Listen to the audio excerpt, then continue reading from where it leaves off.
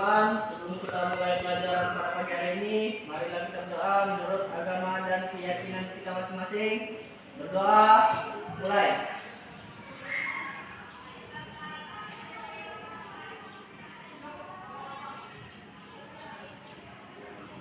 Doa, selesai.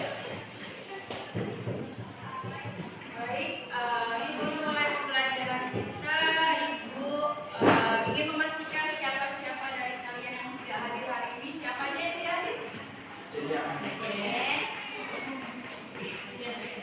Wulandari.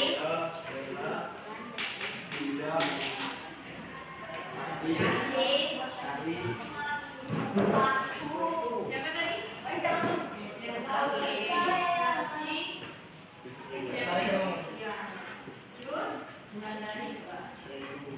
Wulandari sakit?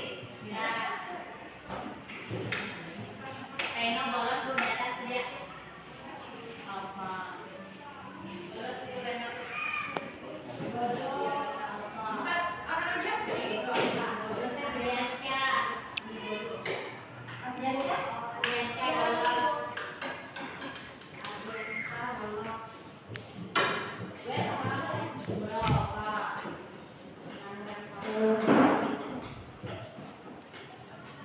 Udah?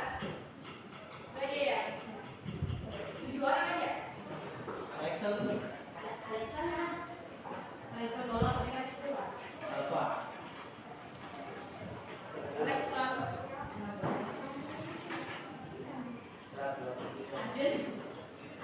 Ya, sudah.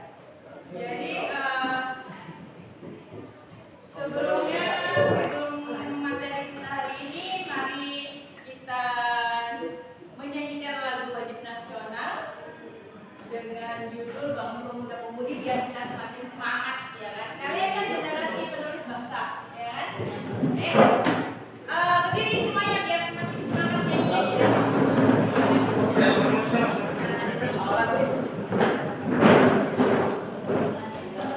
Ayo, dengan keempat kita mulai ya. Bangun Pemuda Pemudi. Pemudi Pemuda. Maaf terbalik. Bangun Pemudi Pemuda. Tahu? Pemudi Pemuda.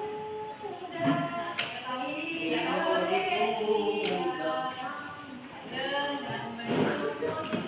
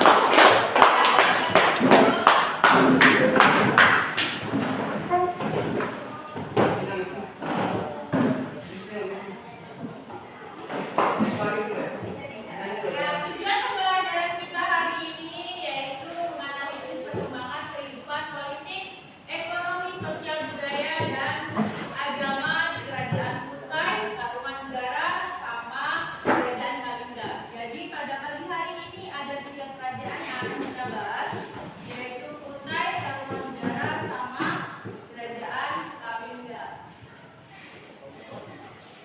Kalian pernah dengar nggak sosok tokoh yang terkenal di Kerajaan Majapahit dengan nama Gajah Mada?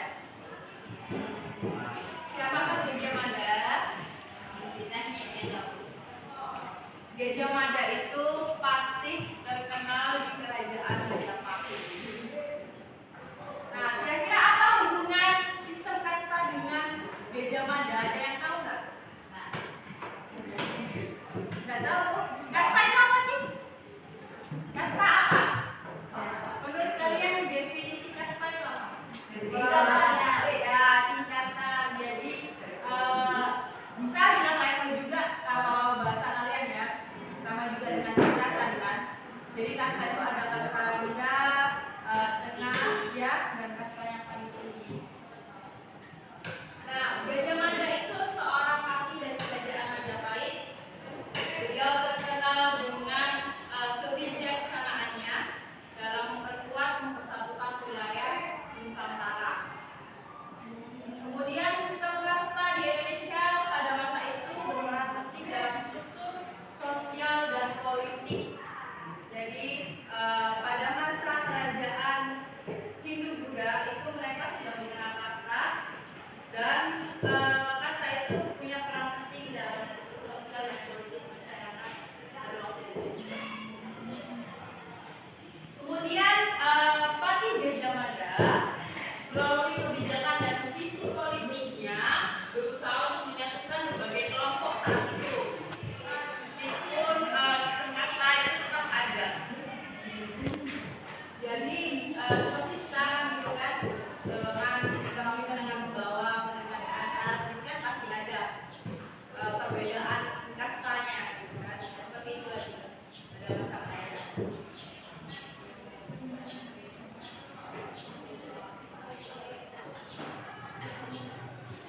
Kemudian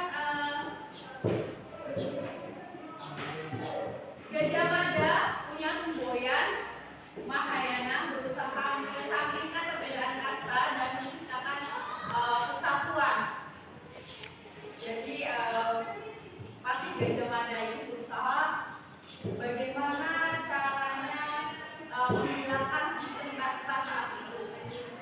Nah, akhirnya dia punya semboyan Mahayana tadi untuk menciptakan kesatuan dan menghilangkan perbedaan kasta. Nah, ada sedikit motivasi buat kalian dalam belajar sejarah. Sejarah itu memberikan pelajaran berharga dari kesalahan dan keberhasilan di masa lalu.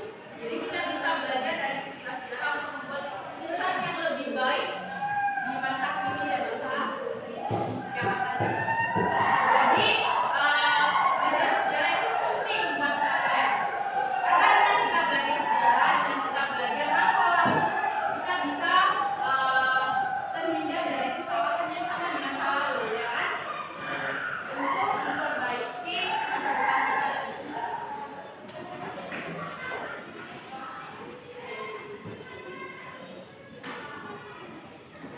Nah, itu akan menjelaskan tentang kerajaan-kerajaan yang akan kita bahas tadi. Ada Kutai, kemudian Tarumanegara, sama Kalingga. Nah, dalam kerajaan Kutai, sistem politik kerajaan Kutai, seorang raja yang mempunyai kekuasaan yang absolut, namanya Raja Mulawarman, dikenal sebagai seorang penguasa yang kuat. Sistem pemerintahan saat itu bersifat monarki dan raja dianggap sebagai wakil dewa. Jadi kerajaan Kutai itu mencapai puncak kejayaannya pada masa pemimpin yaitu raja siapa tadi? Bilang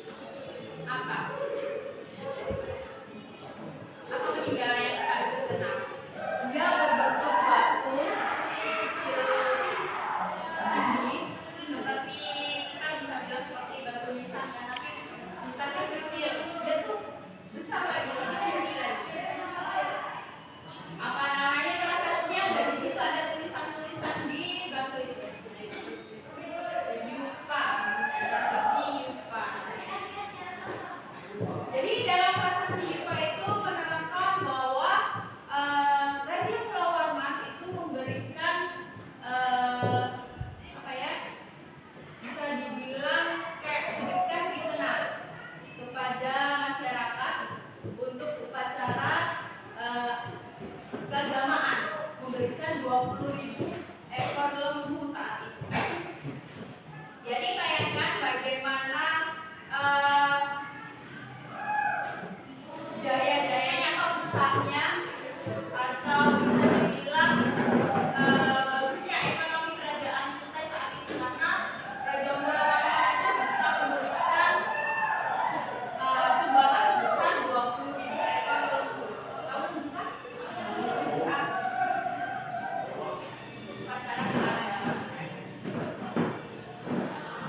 Nah, ekonomi dari kerajaan Kutai didukung oleh perdagangan, terutama hasil bumi dan rempah. Kemudian pelabuhan Muaragaman menjadi pusat perdagangan yang sangat penting saat itu. Kemudian kondisi sosialnya, masyarakat Kutai terorganisir dalam sistem sosial yang dipengaruhi oleh tradisi dan sistem kasta. Kemudian budaya Kutai kaya akan seni seperti seni ukir dan pahat saat itu. Kemudian agama, mereka beragama Hindu dan Buddha yang dominan saat itu.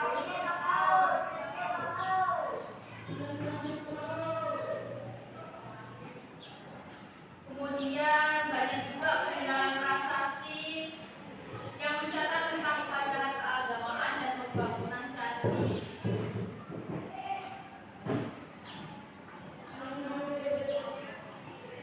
Kemudian setelah kerajaan Kutai ada kerajaan Tarumanegara.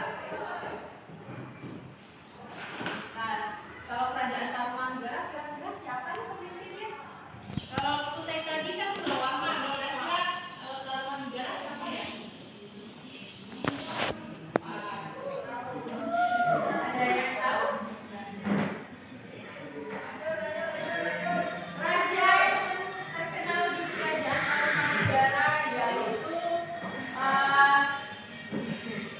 Raja Purnawarman. Beliau memimpin dengan sistem monarki. Jadi raja yang paling terkenal dari kerajaan Tarumanegara yaitu Purnawarman. Kemudian dari sistem ekonominya, Tarumanegara berbasis pada pertanian, perdagangan, dan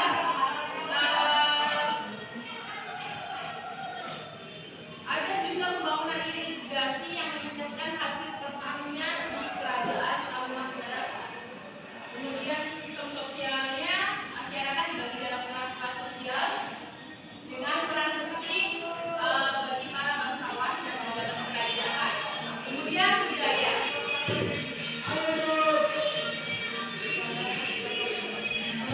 Budaya dari kerajaan Tarumanegara itu kebudayaan yang Buddha. Yang jelas kalau berbicara tentang Buddha pasti banyak peninggalan berupa candi, ya kan? Nah, dari peninggalan berupa candi dan prasasti itu mencerminkan pencapaian kebudayaan mereka.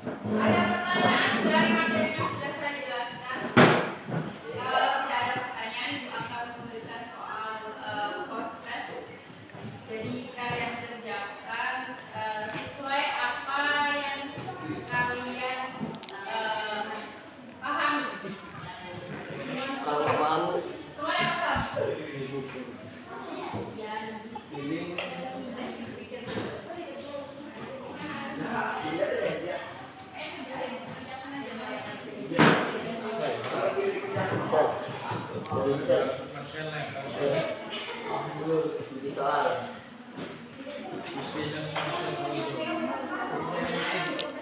Ya, kami yang beda. Ya, Jangan dulu.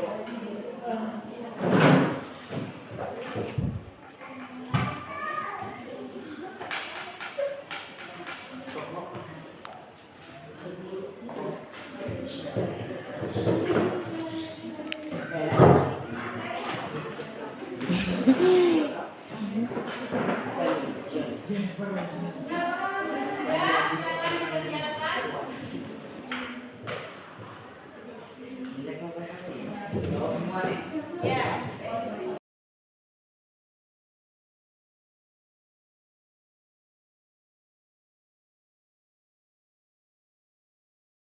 Bagi satu kelas menjadi 3 kelompok, ada kelompok 1, 2, dan 3, kelompok Kutai, Tarumanegara, dan kelompok Kalinda. Jadi kita bagi sesuai minat kalian, minat bakat dan kemampuan kalian di mana. Siapa yang suka atau bisa artikan Pak?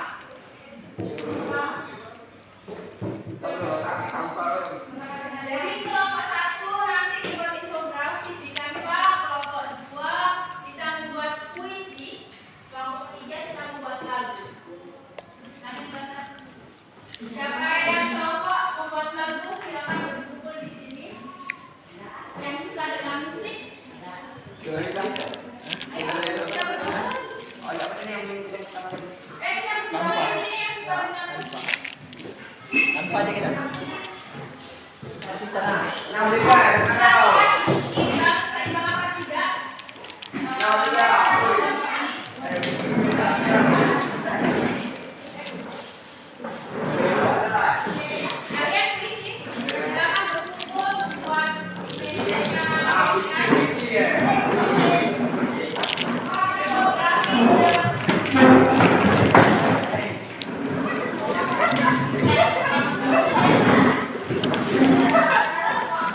Thank you.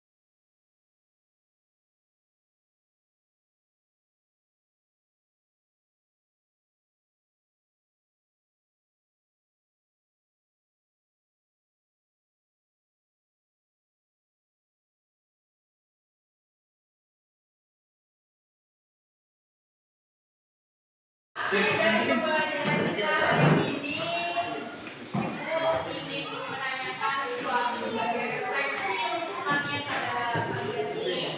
Jadi apa yang membuat kalian tertarik untuk belajar pada pagi hari ini? Ada yang bisa menjawab? Bu, tertarik dengan cerita-ceritanya, Bu? Tertarik dengan cerita-cerita kerajaannya, kan? Tentang motivasi sejarahnya, terus apa lagi? Tertarik dengan saya? Asli. Ya, tertarik Ibu. Udah aja ya? Ya. Kemudian refleksi yang kedua, kira-kira ide apa yang kalian dapatkan dari pembelajaran kita hari ini? Adakah ide yang membuat kalian terinspirasi? Oh ya, dengan belajar sejarah ternyata aku bisa membuat puisi. Jadi bakat saya untuk membuat puisi jadi bisa tersampaikan gitu. Ada inspirasi? Ada. Jadi pembelajaran kita hari ini terinspirasi bagi kalian? Iya, inspirasi kalian? Ya. Ya, semoga pembelajaran kita menginspirasi kalian pada pagi hari ini dan bisa membawa kalian ke jenjang selanjutnya untuk bisa sukses. Nah, sebelum kita akhiri pembelajaran kita hari ini, mari kita berdoa menurut agama dan kepercayaan kita masing-masing. Ketua kelas bisa pimpin doa kembali. Teman-teman, sesudah kita mengakhiri pelajaran pada pagi hari ini, marilah kita berdoa menurut agama dan keyakinan kita masing-masing. Berdoa, mulai.